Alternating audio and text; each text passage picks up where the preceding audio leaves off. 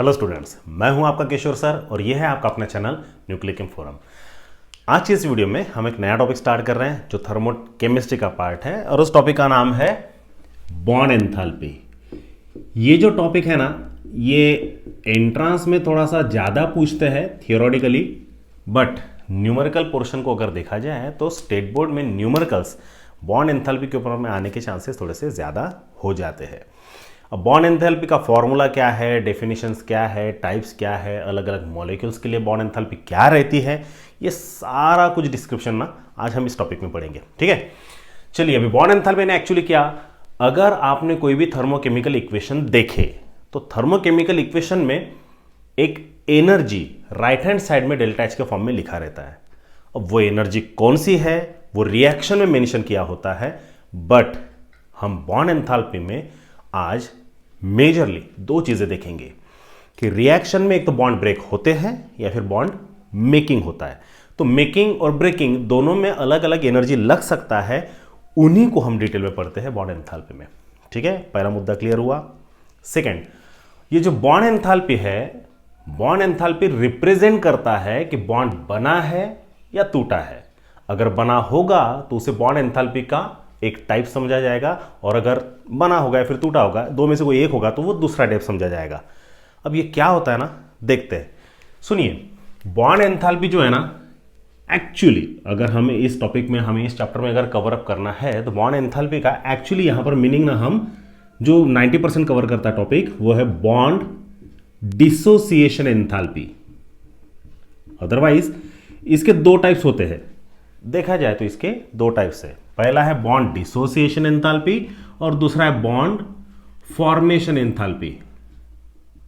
पर जब हम सिस्टम में हीट सप्लाई करते हैं या फिर किसी रिएक्शन में रिएक्टेंट को हीट सप्लाई करते हैं तो जनरली उसके बॉन्ड ब्रेक होते हैं। इसलिए इस चैप्टर में बॉन्ड डिसोसिएशन एंथैल्पी ज्यादा है, बॉन्ड फॉर्मेशन एंथैल्पी का डिस्क्रिप्शन थोड़ा सा कम है या फिर ना के बराबर है, इसलिए हम बॉन्ड फॉर्मेशन एंथैल्पी को हम नहीं पढ़ेंगे। सो बॉन्ड डिसोसिएशन एंथैल्पी, अब मैं बेसिक डेफिनेशन तो बता देता हूं, बॉन्ड फॉर्मेशन एंथैल्पी यानी क्या होता है, और बॉन्ड डिसोसिएशन एंथैल्पी देखेंगे हम डिटेल में। ठीक है, अब देखिए ये दोनों क्या है, ये बॉन्ड एंथैल्पी या फिर बॉन्ड एनर्जी के टाइप से। बॉन्ड एंथैल्पी को ही बॉन्ड एनर्जी कहा जाता है, ये भूलिएगा मत। ठीक है, डिसोसिएशन का मतलब होता है ब्रेकडाउन, टूटना। कौन टूट रहे? बॉन्ड टूट रहे। किसके बीच में? रिएक्टेंट्स के बीच में। क्यों? ताकि प्रोडक्ट बन सके, या फिर खुद रिएक्टेंट टूटकर अलग हो सके, आप उसको एटोमाइजेशन कह सकते हैं, देखेंगे। तो बॉन्ड डिसोसिएशन एंथैल्पी और फॉर्मेशन में क्या डिफरेंस है, पहले वो हल्का सा डेफिनेशन में देख लेते हैं हम। देखिए क्या होता है, मान के चलिए आपके पास में कोई गैसियस मॉलिक्यूल है। क्या कहा मैंने? गैसियस मॉलिक्यूल, याद रखिएगा मैं जो कह रहा हूं। और ये गैसियस मॉलिक्यूल कितना है आपके पास में? 1 मोल है। अब ये गैसियस मॉलिक्यूल को ब्रेक करना है, उसके अंदर के बॉन्ड को तोड़ना है, तो आप क्या करेंगे? एनर्जी सप्लाई करेंगे। अब वो जो एनर्जी सप्लाई करेंगे वो किसके फॉर्म में सप्लाई करेंगे आप? हीट के फॉर्म में। तो हम इसे नाम दे देंगे हीट एनर्जी। कितनी सप्लाई करेंगे? उतनी मिनिमम जितनी बॉन्ड को ब्रेक करने के लिए लगे। अब हमें जब ये पता नहीं होता है तो हम कहते हैं minimum amount of heat energy. समझे? तो अब देखिए डेफिनेशन कैसा होगा। डिसोसिएशन के बारे में चल रहा है, तो डिसोसिएशन एंथैल्पी का डेफिनेशन सुनो। When it is the minimum, है ना, देखिए क्या बोल रहा हूं मैं, it is the minimum amount of, ठीक है, आप बाद में लिखिएगा, it is the minimum amount of heat energy required. क्यों चाहिए आपको हीट एनर्जी? ताकि मैं किसी पर्टिकुलर बॉन्ड को ब्रेक कर सकूं। जो बॉन्ड एटम्स के बीच में बना है 1 मोल गैसियस मॉलिक्यूल में, है ना। सुनिए अभी, it is a minimum amount of heat energy required to break, है ना। क्या करना है आपको? एक मिनिमम अमाउंट की हीट एनर्जी चाहिए ताकि आप तोड़ सके। किसे तोड़ सके? ए बॉन्ड बिटवीन, है ना। हर एक वर्ड का मीनिंग है, इसलिए डेफिनेशन थोड़ा सा संभल के लिखना है। It is a minimum amount of heat energy required to break a bond between 2 gaseous atom in बाद में ये 1 mole of gaseous molecule. Definition सुनिए अभी फिर से और बाद में आप रिपीट करिएगा और बाद में लिख लीजिएगा। It is a minimum amount of heat energy required, यहां पर रिक्वायर्ड वर्ड लिखना है, ठीक है, मैंने लिखा नहीं, आप लिखेगा। It is a minimum amount of heat energy required to break a bond between two gaseous atom in 1 mole of gaseous molecule. अब ये प्रोसेस चलता है दो अलग अलग प्रोसेस में। सबसे पहला eight constant temperature and at constant pressure. अगर टेम्परेचर और प्रेशर आपने कांस्टेंट रखे और बाद में हीट सप्लाई किए तो वो हीट एनर्जी मॉलिक्यूल एब्सॉर्ब करेगा, कौन सा, गैसियस मॉलिक्यूल। तब जाके वो दोनों के बीच में बॉन्ड ब्रेक होगा और बाद में मिलेंगे आपको क्या, आपको मिलेंगे उसी के गैसियस एटम्स। और कई बार गैसियस एटम के बजाय आपको ना रेडिकल्स मिलते हैं। समझ में आया, क्या मिलते हैं, रेडिकल्स। तो अब डेफिनेशन देखिए, मैं फिर से बता रहा हूं, आप वर्ड टू वर्ड सुनिए। It is the minimum amount of heat energy required to break a bond between two gaseous atom in 1 mole of gaseous molecule to get gaseous atom or radicals at constant temperature and at constant volume. ये मैंने इतर बितर इसलिए किया ताकि आप focus कर सके। आपको कैसा सीधा सीधा परोसा गया ना, तो आपको थोड़ी सी आदत से लग जाती है। तो आप एक काम करिए, डेफिनेशन को आप अपने फॉर्म में लिखिए, आपको जितना समझा है वैसा लिखिए। ये मैंने जानबूझ के ऐसा लिखा ताकि आप शब्दों को जोड़ सके और प्रॉपर डेफिनेशन तैयार कर सके। उसके बावजूद भी अगर डेफिनेशन बनाने में दिक्कत होती है तो कमेंट सेक्शन है, कमेंट करिए, बताइए मुझे, ठीक है। अब ये हुआ बॉन्ड डिसोसिएशन। बस इसमें डिफरेंस क्या है कि दो गैसियस एटम के बीच में जो बॉन्ड बना है उसको ब्रेक करने के लिए आपने जो हीट एनर्जी सप्लाई की है, दैट इज बॉन्ड डिसोसिएशन। और यही जब दो एटम्स मिलेंगे, मींस जुड़ेंगे, तो गैसियस मॉलिक्यूल बनेगा। तो जो गैसियस मॉलिक्यूल बनेगा उसमें अमाउंट ऑफ एनर्जी रिलीज होगी, रिक्वायरमेंट नहीं होगा, एनर्जी रिलीज होगी, उसे कहेंगे बॉन्ड फॉर्मेशन एंथैल्पी। मैं डेफिनेशन बता देता हूं। It is the amount of energy, it is the minimum amount of energy not required released, है ना। यहां पर क्या है, minimum amount of heat energy required. यहां पर क्या है, minimum amount of heat energy released when two same atom combine to form a gaseous molecule at constant pressure and at temperature. That is known as a bond formation enthalpy. अब bond dissociation enthalpy को denote करते हैं हम delta D H से, dissociation है इसलिए, और इसे डिनोट करते हैं डेल्टा एफ एच से। ऐसा नहीं कि फॉर्मेशन एंथैल्पी का कुछ भी पोर्शन नहीं है, न्यूमेरिकल है, वो देखेंगे बाद में, पर इसका डिस्क्रिप्शन थोड़ा सा कम है। ये हुआ आपका बॉन्ड डिसोसिएशन एंथैल्पी, ठीक है। अब डेफिनेशन तो आपने बना लिए होंगे, मैं अभी इसे मिटा दे रहा हूं क्योंकि अब हमें देखने हैं दो अलग अलग लोगों के लिए बॉन्ड डिसोसिएशन एंथैल्पी, ठीक है।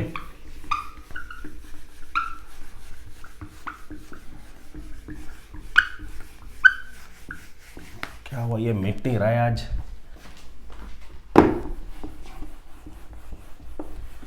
Okay, so bond dissociation enthalpy का डेफिनेशन आप लिख लीजिए। उसके बाद में एग्जांपल में देखते हैं अभी दो अलग अलग मॉलिक्यूल्स के बीच में। अब ये दो अलग अलग मॉलिक्यूल के बीच में कैसे हो सकता है, देखते हैं ना, ठीक है। अब देखिए क्या है, मान के चलिए आपके पास में एक मॉलिक्यूल है, कौन सा, हाइड्रोजन गैस मॉलिक्यूल। अब हाइड्रोजन गैस मॉलिक्यूल को आप जब ब्रेक करेंगे तो क्या मिलेगा आपको, H प्लस H। हाँ, मैं ट्वाइस H लिख सकता हूं बेहतर समझने के लिए, ठीक है। अब हाइड्रोजन गैस मॉलिक्यूल को ब्रेक किया तब जाके दो हाइड्रोजन के एटम्स मिले, ठीक है। या फिर इसे मैं आपको रिप्रेजेंट करने के लिए ऐसा भी लिख सकता हूं, H dash H gives you H plus H। Means आपने क्या किया, ये जो बॉन्ड है ना इसे ब्रेक किया, ठीक है। ये जो दो एटम के बीच में बॉन्ड बना था आपने इसे ब्रेक किया, तो when H2 gas dissociates it gives two hydrogen atoms. अब डिसोसिएट करने के लिए आपको हीट एनर्जी तो सप्लाई करनी होगी, किसे, हाइड्रोजन गैस को। अब हाइड्रोजन गैस क्या करेगा, हीट एनर्जी को एब्सॉर्ब करेगा। हीट एनर्जी को एब्सॉर्ब करने के बाद वो जो बॉन्ड है वो हो जाएगा ब्रेक, क्योंकि उसकी स्टेबिलिटी डिस्टर्ब हो जाएगी। तो बॉन्ड ब्रेक होने के बाद में दो हाइड्रोजन एटम मिलेंगे और उसका डेल्टा H का वैल्यू पता है कि आपको कितना होता है, इट्स 435, ये याद रखना होता है, and that is kilojoule per mole. ठीक है, ये वैल्यू है आपके हाइड्रोजन गैसियस एटम का। अब यहां पर देखिए दो चीजें, पहला आपने ब्रेकिंग किया है ना, तो ब्रेकिंग किए तो ब्रेक करने के लिए amount of heat energy required रही, आपको चाहिए होगी ताकि आप उसको सप्लाई करें। So that is a bond dissociation enthalpy. But और एक बात है, यहां पर आपने क्या किया, ब्रेक करने के बाद में एटम्स तैयार हुए, तो ये एक प्रकार का फॉर्मेशन ऑफ एटम्स ही हुआ ना। तो dissociation of hydrogen gaseous molecule is nothing but a formation of hydrogen gaseous atom. तो जब कभी आपके पास में होमोमोलिकुलर रहता है, मीन सेम एटम के, है ना, होमो एटॉमिक मॉलिक्यूल जब बनते हैं तो आपका क्या होता है ना, डेल्टा एच डिसोसिएशन ये इक्वल आ जाता है डेल्टा फॉर्मेशन या फिर एटोमाइजेशन, है ना, डेल्टा एच एटोमाइजेशन बोल सकते हैं हम, है ना। यानी एटोमाइजेशन हो या हाइड्रोजन गैसियस मॉलिक्यूल का डिसोसिएशन हो, दोनों का वैल्यू सेम रहेगा। अब यहां पे अमाउंट ऑफ एनर्जी रिक्वायर्ड है, इसलिए वैल्यू क्या आया ना, प्लस में, क्योंकि अमाउंट ऑफ एनर्जी रिक्वायर्ड है, आपको चाहिए ताकि आप उसको दे सके, वो एब्सॉर्ब करेगा। इट्स एंडोथर्मिक रिएक्शन, जिसमें डेल्टा एच क्या रहेगा ना, पॉजिटिव। ठीक है, फॉर्मेशन में जहां पे राइट हैंड साइड में लिखे थे हमने, जब हीट ऑफ फॉर्मेशन में हीट रिलीज होती है तो वो एक्सोथर्मिक रिएक्शन है, इतना सा डिफरेंस है। तो bond dissociation enthalpy endothermic reaction है एंड बॉन्ड फॉर्मेशन एंथैल्पी ये एक्सोथर्मिक रिएक्शन है, क्योंकि फॉर्मेशन के वक्त अमाउंट ऑफ एनर्जी रिलीज होती है। और एक बात सबसे इंपॉर्टेंट, जब कभी आपके पास में सेम एटम से बने हुए मॉलिक्यूल हो और इसको ब्रेक करने के लिए आपको कितना लगाना, 435 किलोजूल पर मोल, इतनी अमाउंट ऑफ एनर्जी लगी, तब जाके इसका बॉन्ड टूटा। अब इमेजिन करिए ये दो हाइड्रोजन एटम कहीं पे मिल गए और उनके बीच में बॉन्ड बन गया, वैल्यू वही रहेगा, साइन चेंज हो जाएगा। Means magnitude will be same, sign will be different. Means यही प्रोसेस जब फॉरवर्ड डायरेक्शन में जा रही है तो प्लस 435 किलोजूल पर मोल, और यही प्रोसेस जब रिवर्स डायरेक्शन में आएगा मींस फॉर्मेशन, तो ये हो जाएगा माइनस 435। तो जब दो सेम एटम के बीच में बॉन्ड बनते हैं या फिर दो सेम एटम के बीच के बॉन्ड ब्रेक होते हैं, दोनों में लगने वाली एनर्जी या फिर रिलीज होने वाली एनर्जी दोनों सेम रहती है, साइन चेंज होता है। साइन भी चेंज इसलिए होता है, वो सिर्फ बताने के लिए कि अमाउंट ऑफ एनर्जी रिलीज हुई या फिर एब्सॉर्ब की गई। समझ में आ रहा है? कंफ्यूजन लाने की जरूरत नहीं है। कमेंट सेक्शन में आप मुझे बताइए, मैं आपको ना इसके नोट्स भेज दूंगा। अब ये हुआ सिंगल एटम, है ना, यानी ऐसा एटम जिसके बॉन्ड आपको ब्रेक करने पड़े। ठीक है, ये शायद काम नहीं कर रहा आज, दूसरा ही डस्टर। तो ये वो एटम्स हुए जो सेम है और सेम एटम से बने हुए बॉन्ड जो एनर्जी रिलीज करेंगे वही एब्सॉर्ब करेंगे, बस वैल्यू चेंज होगा, सॉरी साइन चेंज होगा, वैल्यू ऐसा ही रहेगा। अब ये तो सेम एटम के बीच में हुआ। अगर आपके पास में बहुत सारे बॉन्ड के एटम्स होंगे, उसे कहते हैं हम पॉली एटॉमिक मॉलिक्यूल, है ना, it's a poly atomic molecule. अब पॉली एटॉमिक मॉलिक्यूल में कैसा, यहां पर बॉन्ड डिसोसिएशन एंथैल्पी कंसीडर नहीं करते। क्यों बॉन्ड डिसोसिएशन एंथैल्पी कंसीडर इसलिए नहीं करते, क्योंकि मान के चलिए आपके पास में अभी एक बॉन्ड है वाटर मॉलिक्यूल का। अब यहां पर देखिए ऑक्सीजन मॉलिक्यूल ने हाइड्रोजन के साथ में दो बॉन्ड बनाए। अब ऐसा मत समझिए ये छोटा ये बड़ा है, ऐसा कुछ नहीं है, वो मेरे हाथों से कम ज़्यादा हुआ है लेंथ। ठीक है, तो ये जो बॉन्ड बने हैं ना, ये आपको दिखने में सेम लग रहे हैं, OH OH। अब जब आप इस वाटर मॉलिक्यूल को ब्रेक करेंगे यानी डिसोसिएट करेंगे, तो अमाउंट ऑफ हीट एनर्जी यहाँ पे सप्लाई की जाएगी, और जब वाटर मॉलिक्यूल का अमाउंट ऑफ हीट सप्लाई करेंगे तब जाके मिलेंगे क्या, जैसे ये गैसियस है। और हाँ, और एक बात बता दूं मैं आपको, कोई भी मॉलिक्यूल का बॉन्ड ब्रेक करना हो उसको सबसे पहले गैसियस में कन्वर्ट करना होगा, गैसियस स्टेट में। ये कंपलसरी है, क्योंकि गैसियस स्टेट में क्या होता है ना, बॉन्ड लेंथ थोड़ी सी बढ़ जाती है, अट्रैक्शन कम हो जाता है, बॉन्ड ब्रेक करने के लिए थोड़ी सी तकलीफ कम लगती है। तो वाटर गैसियस मॉलिक्यूल का बॉन्ड ब्रेक किया आपने, तब जाके दो हाइड्रोजन गैसियस एटम मिले और एक ऑक्सीजन गैसियस एटम मिला। क्या आपको पता है इसके यानी ये वाटर मॉलिक्यूल के दो बॉन्ड को ब्रेक करने के लिए कितनी एनर्जी लगी? वो वैल्यू है डेल्टा एच डिसोसिएशन। कितना है पता है आपको? कितना है? इट्स 927 किलोजूल पर मोल। कितना है? 927 किलो। ये याद रखना पड़ता है, 435 927। हमेशा एग्जाम्पल में जब आप लिखेंगे तो वाटर मॉलिक्यूल के दोनों बॉन्ड को ब्रेक करने के लिए 927 किलोजूल पर मोल लगा। पर ये क्या है? दो बॉन्ड को ब्रेक करने के लिए लगने वाली एनर्जी। इसका मतलब क्या? 927 डिवाइड बाय 2 करेंगे तो जो आंसर आएगा वो इसको लगा और इसको भी लगा, ऐसा है क्या? नहीं। क्यों? क्योंकि पहला बॉन्ड जब आप ब्रेक करते हैं तो स्टेबिलिटी में चेंजेस आते हैं। हो सकता है बॉन्ड ब्रेक करने के बाद में मॉलिक्यूल और ज़्यादा स्टेबल हो जाए या फिर लेस स्टेबल हो जाए। तो अगर ज़्यादा स्टेबल हो जाता है तो एनर्जी ज़्यादा लगेगी, और अगर कम स्टेबल होता है तो एनर्जी कम लग सकती है। या फिर ये दोनों बॉन्ड को ब्रेक करने के लिए एक समान एनर्जी लगेगी, ऐसा नहीं है। क्योंकि हो सकता है कि पहला बॉन्ड ब्रेक किए तो दूसरे बॉन्ड की लेंथ कम हो जाए, तो फोर्स ऑफ अट्रैक्शन बढ़ जाए, तो एनर्जी ज़्यादा लगेगी बॉन्ड ब्रेकिंग में। कुछ भी हो सकता है। इसीलिए पॉलीएटॉमिक मॉलिक्यूल में हम एक कॉन्सेप्ट का इस्तेमाल करते हैं, that is average bond dissociation enthalpy. समझ में आया स्टूडेंट्स? क्या कंसीडर करते हैं हम? Average bond dissociation enthalpy. अब ये कैसे? वाटर में जो बॉन्ड ब्रेकिंग होता है वो कुछ इस तरह से। सबसे पहले आप वाटर मॉलिक्यूल लेंगे, जब आप इसको हीट एनर्जी सप्लाई करेंगे तो पहला बॉन्ड ब्रेक होगा, तब आपको मिलेगा क्या? H gaseous atom plus O-H gaseous atom, है ना?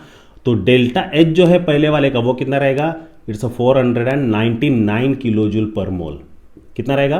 499 किलोजूल पर मोल। अब क्या करेंगे? पहला बॉन्ड तो ब्रेक हुआ, अब दूसरे बॉन्ड को भी ब्रेक करना है, तो दूसरे स्टेप में लेंगे आप। तो O-H gaseous molecule, it will gives you O gaseous and then H gaseous atom. ठीक है। अब ये बॉन्ड ब्रेक करने के लिए 499 नहीं लगा ना, वो कितना लगा है? 428 किलोजूल पर मोल। ठीक है। अब जब आप ये दोनों इक्वेशन को कंबाइन करते हैं तो इसका टोटल सम 927 ही आएगा। तो अगर दो सेम बॉन्ड को ब्रेक करना ही है, चलो एक काम करते हैं, ये 927 डिवाइड बाय 2 करते हैं, कितना होगा? 2 4 जा 8, 2 6 जा 12, देन 2 कितना 2 3 जा 6.5, 463.5। अब देखिए, जब आपको ये दो बॉन्ड ब्रेक करने थे कितना लगा? 927। तो भैया पहला बॉन्ड ब्रेक करना था तो 463.5 लगना चाहिए था ना, 499 क्यों लगा?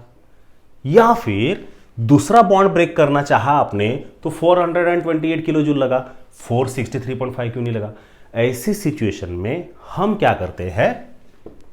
एवरेज कंसीडर करते हैं। क्या कंसीडर करेंगे? एवरेज। एवरेज कैसे कैलकुलेट करेंगे? पहले इक्वेशन में जो एनर्जी लगी वो 499 प्लस दूसरे इक्वेशन में जो लगा वो 428 डिवाइडेड बाय 2। अब ये इसका जो आंसर आएगा वो कितना आएगा? 927 डिवाइड बाय 2। अल्टीमेटली इसका आंसर तो यही आएगा, बट ये बाय डिफॉल्ट आ गया। कभी कभी एग्जांपल में मैं स्टूडेंट्स को बताता हूँ अपने कोचिंग में कि मान के चलिए आपके पास में मीथेन मॉलिक्यूल है।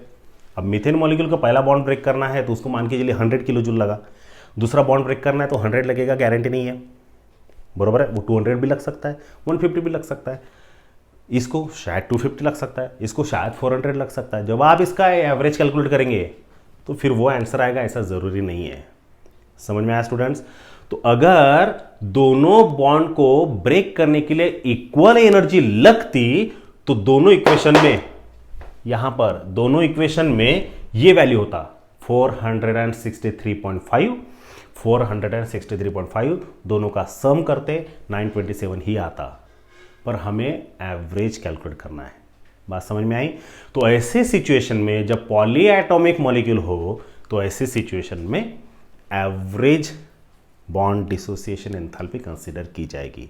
और जब पॉलीएटॉमिक मॉलिक्यूल्स होते हैं और ज़्यादातर होते ही है।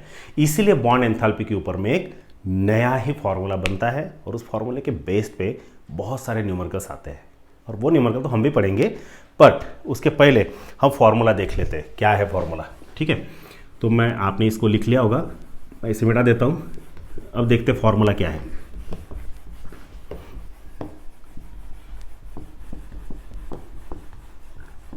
चलो मैं फॉर्मूला आपको यहाँ पर लिख कर देता हूँ, आप इसको लिख लीजिएगा। उसके बाद में फिर हम इसके बाद बेस पे न्यूमेरिकल पढ़ेंगे जब पूरा चैप्टर फिनिश हो जाएगा। तो बॉन्ड डिसोसिएशन एंथैल्पी को हम बॉन्ड एंथैल्पी भी बोलते हैं या फिर बॉन्ड एनर्जी भी बोलते हैं। और उसका फॉर्मूला क्या है students? It is a sum of bond enthalpies of all bonds broken, क्योंकि रिएक्टेंट के बॉन्ड क्या होते हैं ना, ब्रेक होते हैं, ब्रोकन इन ए रिएक्टेंट, है ना। क्या है formula? Sum of bond enthalpies of all bonds broken in a reactant minus, यहां पर दूसरा आएगा वो प्रोडक्ट के लिए। और देखिए रिएक्टेंट में अगर बॉन्ड ब्रेक हो रहे हैं तो प्रोडक्ट में बॉन्ड क्या होंगे, फॉर्म होंगे ना, है ना, समझ पा रहे हैं आप। तो यहां पर क्या आएगा?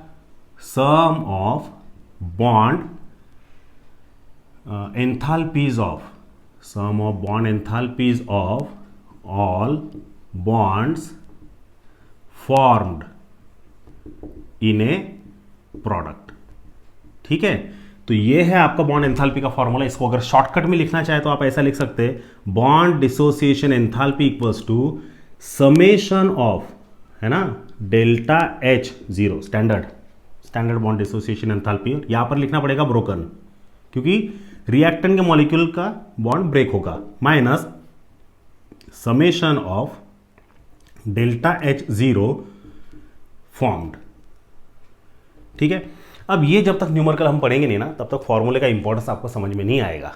चलो एक एग्जांपल देते हैं। जैसे मान के चलिए आपके पास में अगर H2 gas, Cl2 gas, it will gives you twice HCl gas, ऐसा अगर रिएक्शन होगा तो इसके लिए बॉन्ड डिसोसिएशन एंथैल्पी का फॉर्मूला क्या आएगा? देखिए, इसको ब्रैकेट में लिखेंगे, delta H of H2 gas plus delta H of Cl2 gas and then minus 2 into delta H of HCl gas. 2 क्यों? क्योंकि 2 बार HCl मॉलिक्यूल मिला है आपको, इसलिए। तो आपके पास में हाइड्रोजन गैस का बॉन्ड एंथैल्पी वैल्यू दिया रहेगा, क्लोरीन गैस का बॉन्ड एंथैल्पी का वैल्यू दिया रहेगा, HCl गैस का बॉन्ड एंथैल्पी का वैल्यू दिया रहेगा। वैल्यूज पुट करना, डेल्टा HD निकलेगा। अब इसमें दो चीजें, सबसे पहला मान के चलिए ये इक्वेशन में आपने वैल्यूज पुट किए और डेल्टा H का वैल्यू प्लस में आता है, समझ लेना है एंडोथर्मिक रिएक्शन। मान के चलिए वैल्यूज पुट करने के बाद में डेल्टा H का वैल्यू नेगेटिव आता है, तो समझ जाना आपको वो एक्सोथर्मिक रिएक्शन होगी। क्लियर हुआ स्टूडेंट्स? तो ये है complete topic of bond enthalpy. इसे बहुत अच्छे से पढ़िए। कुछ नोट्स चाहिए होंगे तो आप मुझे कमेंट सेक्शन में लिख कर भेजिए। टॉपिक को अच्छे से पढ़िएगा, डेफिनेशन जो मैंने आपको बताया वो लिखिएगा अपने लैंग्वेज में और बहुत अच्छे से स्टडी करिएगा। ओके स्टूडेंट्स, तो मिलते हैं नए टॉपिक में नेक्स्ट वीडियो में। Till then goodbye, thank you so much.